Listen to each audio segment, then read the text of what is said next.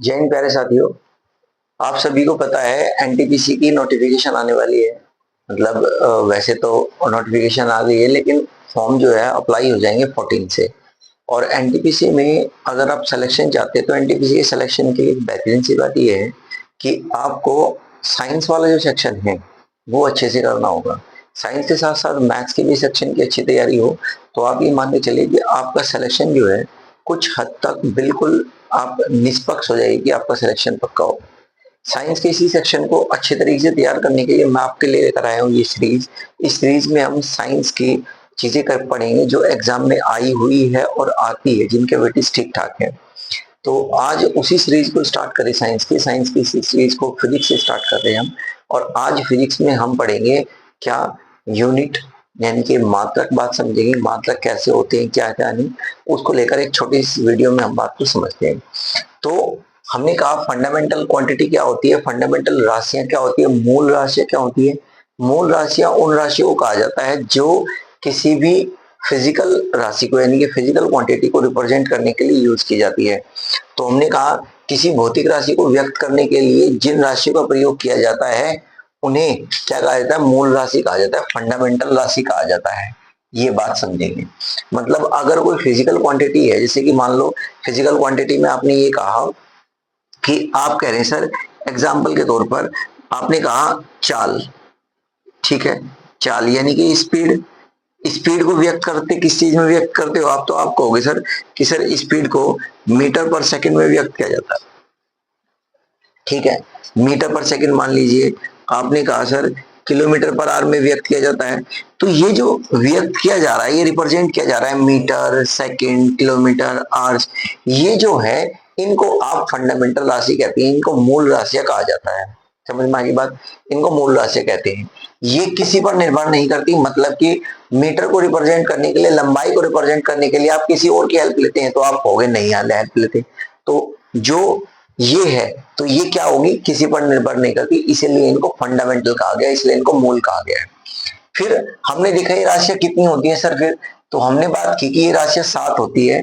7 कौन कौन सी होती है, पहली हो जाएगी टेम्परेचर यानी कि ताप, दूसरी हो जाएगी लंबाई यानी कि लेंथ, तीसरी हो जाएगी द्रव्यमान मास, चौथी हो जाएगी ज्योति तीव्रता ल्यूमिनस इंटेंसिटी, फिफ्थ हो जाएगी विद्युत धारा इलेक्ट्रिक करंट, और फिर हो जाएगी सिक्स हो जाएगी पदार्थ की मात्रा अमाउंट ऑफ सब्सटेंस, फिर हो जाएगा टाइम। ये 7 फिजिकल क्वांटिटीज हैं। एक बार मेरे साथ दोबारा से इसको पढ़े, समझे बात को। अगर मैं कहता हूँ फिजिकल क्वांटिटीज कितनी है तो हाउ मेनी फिजिकल क्वांटिटीज, 7। 7 कौन कौन सी, एक बार रिपीट करो। आप कहोगे ताप, लंबाई, समय, द्रव्यमान, ज्योति तीव्रता ल्यूमिनस इंटेंसिटी, विद्युत धारा और पदार्थ की मात्रा। पहले ये 6 हुआ करती थी, सबसे बाद में इसमें जो जोड़ी गई है वो जोड़ी गई है इसमें पदार्थ की मात्रा। तो पदार्थ की मात्रा जो है वो सबसे एंड की, इसमें क्या कहते हैं, सबसे एंड की मूल राशि है इसमें। उसके बाद इन राशियों को भी, यानी कि जो ये मूल राशि है, जैसे मैंने कहा लंबाई है, ठीक है, लंबाई, लंबाई को आप इस राशि, ये तो है राशि, ये क्या है साथी मेरे, ये है राशि। इस लंबाई को यानी कि इस राशि को रिप्रेजेंट करने के लिए आपको जिस सिंबल की जरूरत है, या आप कह लीजिए जिस यूनिट, जिस मात्रक की रिप्रेजेंट होती है जरूरत, उसको कहा जाता है मूल मात्रक। इसे रिप्रेजेंट करने के लिए आप क्या यूज करते हैं, मीटर यूज करते हैं, या किलोमीटर यूज करते हैं, या आप सेंटीमीटर यूज करते हैं। मतलब स्टैंडर्ड जो इनकी एसआई मात्रक है, जिन मात्रकों की सहायता से मूल राशि को व्यक्त किया जाता है उन्हें हम मूल मात्रक कहते हैं। क्या कहते हैं उनको, मूल मात्रक, फंडामेंटल क्वांटिटी यूनिट्स कहा जाता है उन्हें। उन्हें क्या कहते हैं, फंडामेंटल यूनिट्स कहा जाता है। और ये इनके इनके एस आई मात्रक होते हैं। ये और लिख लेंगे, एस आई मात्रक होते हैं। मतलब जो मेजरमेंट इंटरनेशनल यूनिट है वो क्या हो जाएगी, इनकी एसआई होगी। जैसे देखो मैंने 7 लिखे, कौन कौन से हैं, ताप, ताप जो है टेम्परेचर केल्विन में मेजर किया जाता है, केल्विन में, सिंबल होता है के। लेंथ, लंबाई, मीटर में यूज करते हैं, सिंबल होता है स्मॉल एम। समय, टाइम, सेकंड में रिप्रेजेंट किया जाता है और एस ई सी से रिप्रेजेंट करते हैं इसको। द्रव्यमान, किलोग्राम, ये केजी में रिप्रेजेंट किया जाता है इसको। ज्योति तीव्रता, ल्यूमिनस इंटेंसिटी, कैंडेला में रिप्रेजेंट करते हैं सी कैपिटल और डी छोटा, ये इसके रिप्रेजेंटेशन के लिए यूज किया जाता है। फिर आ जाता है विद्युत धारा, करंट, एम्पियर में यूज किया जाता है। स्मॉल ए जो है इसका सिंबल है एम्पियर का, सॉरी कैपिटल ए। पदार्थ की मात्रा मोल, तो मोल में रिप्रेजेंट किया जाता है, इसका सिंबल क्या है मात्रक का, ये है।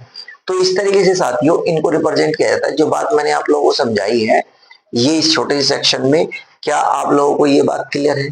और अगर क्लियर है साथी मेरे तो आप जो है इसे नोट करेंगे।